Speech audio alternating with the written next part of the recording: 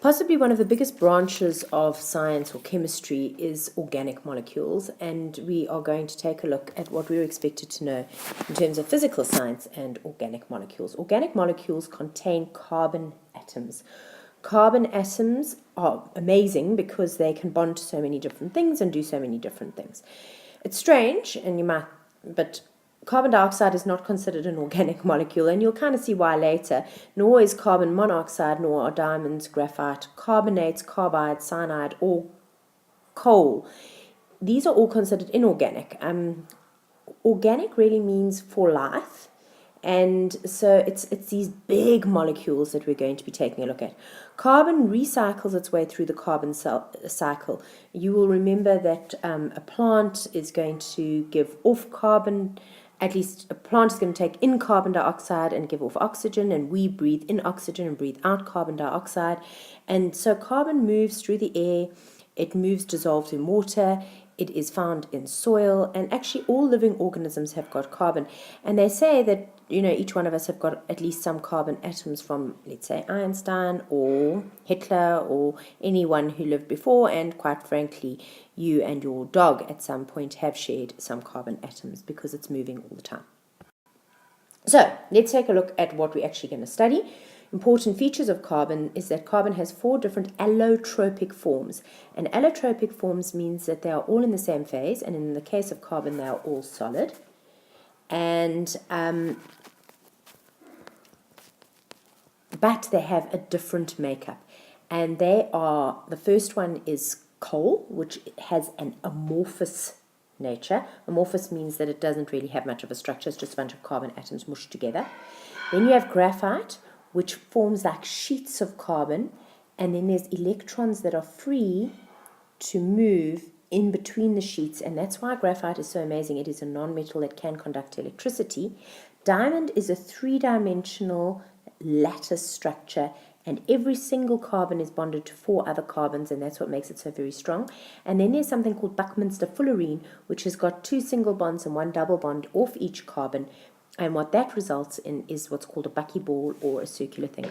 All of them are carbon, and all of them are different, and you can think about if somebody decided to propose to somebody using the lead of a pencil or a lump of coal, it would not be the same as proposing with a diamond. And that just kind of gives you some indication of the difference. Even though they're all pure carbon, the way that molecule, or rather the way that crystal structure is pushed together, makes it very different in terms of its properties.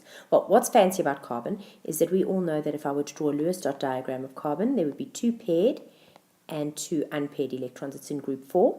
What happens is it hybridizes. In other words, that electron says, hey, there's a whole empty room here, I'm going to move over there.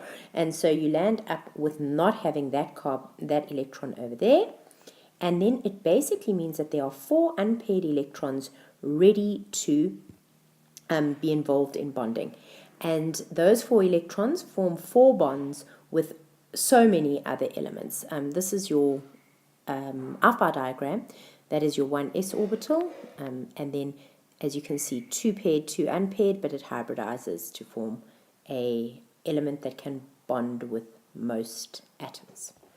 So, in the excited state, valence electrons get unpaired. This is your hybridization, and the 2s electron moves into the higher 2p, and you land up with 1s2, 2s1, and 2p3, instead of having 2s2 and 2p2. Methane, you will recall from Intermolecular Forces, is a tetrahedral molecule, which means that we've got that polar bond with the non-polar molecule overall because of the symmetry. Same is true of carbon tetrachloride. And what we're going to find is that we'll make something called ethane. And ethane looks a lot like methane, except it's just a little bit bigger. And it's also non-polar. And we can go on to doing that with all sorts of chain compounds. We'll get to that in a second. Carbon forms strong covalent bonds with itself. In other words, carbon bonds to carbon very effectively. And many other elements. It's very fond of bonding with hydrogen, nitrogen, oxygen, and chlorine. Carbon can form single bonds because 1 electron participates in the bond, double bonds where 2 of them do, and triple bonds where 3 of them participate in the bonding. It has an ability to form these chains. I mean, these chains can get infinitely long, and that process of forming chains with other carbon atoms is called catenation. So it is forming a chain of carbon atoms, catenation. Organic molecules may be nonpolar, so this is a nonpolar molecule. But what if I stuck a chlorine on the end there? That chlorine would be polar. So some of them are polar and some of them are nonpolar. Graphite, we all know, is a nonmetal that conducts electricity, which makes it pretty darn funky. And the other substance, diamond, is the hardest material known to man. So carbon's great stuff. So what we're going to investigate as we go along is we're going to take a look at the melting points, the boiling points. What is viscosity? Viscosity is the state of being thick, sticky, and semi-fluid in consistency due to internal friction. So in other words, just the simplest thing is if I were to take water and if I were to take honey, water has got a low viscosity compared to honey, which has a high viscosity. The other thing we get to realize is that if something is nonpolar and another thing is nonpolar in nature, they tend to dissolve each other. We have this sentence that's called like dissolves like. What will dissolve in something else? And if both things are nonpolar, they will dissolve in one another more easily than if something's polar and something's nonpolar. These are just a whole bunch of facts which we're kind of recapping to remind ourselves of where we are.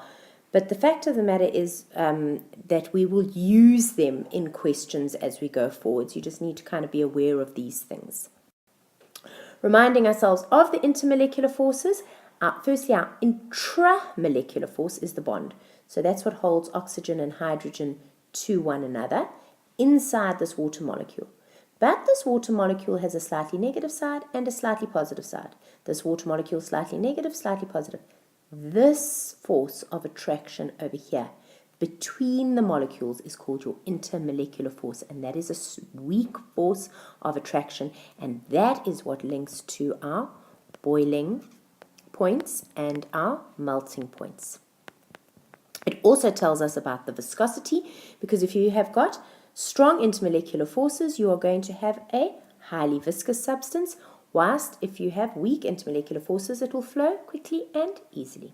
Don't forget my favorite definition, electronegativity. It is the ability of an element to attract a shared electron pair in a bond or a shared bonding pair of electrons. Those are all good definitions.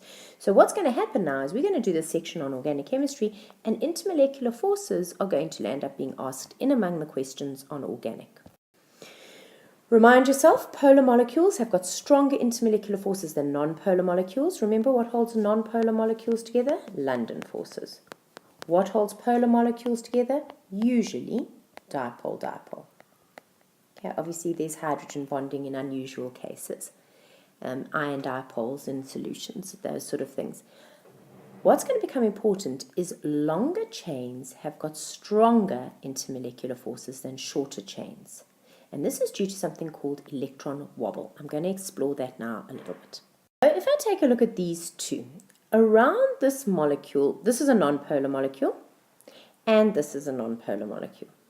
Obviously, there are electrons that have participated in bonding, and so all the way around this molecule over here, you have got like a space with electrons buzzing around. So we'll call that an electron cloud.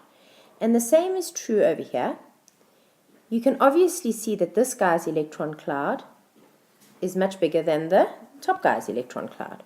So what happens is the electrons are generally able to move around within the cloud. There, as you can imagine, are a certain number of electrons moving in this cloud, and there would be more electrons moving in the bigger cloud. So this has got less electrons moving around, and this has got more electrons moving around. Now, if there are more electrons moving around, you can create a strong electron cloud density on the one side and a weak electron cloud density on the other side, meaning that you can create stronger instantaneous dipoles when you have got more electrons. For that reason, longer chains have got stronger intermolecular forces. Why? Because they have got greater electron cloud wobble. Branching chains have got weaker intermolecular forces than straight chains. Why? Because the whole thing, if you think of it, would bunch up. That would kind of catch its tail in branches because they'd all be nestled up together. And the more you branch something, the more it becomes like a ball, and therefore it's less likely to form extreme sides with slightly positive and slightly negative sides. So branching chains have got weak intermolecular forces, and this is due to the fact that the branching of chains makes the molecule more compact and decreases the surface area of electrons that can attract other ones. Therefore, the intermolecular attractor forces, which depend on surface area, also become small in magnitude. So another reason why the long chains have stronger intermolecular forces is that quite clearly has got a greater surface area than that over there, which has a smaller surface area.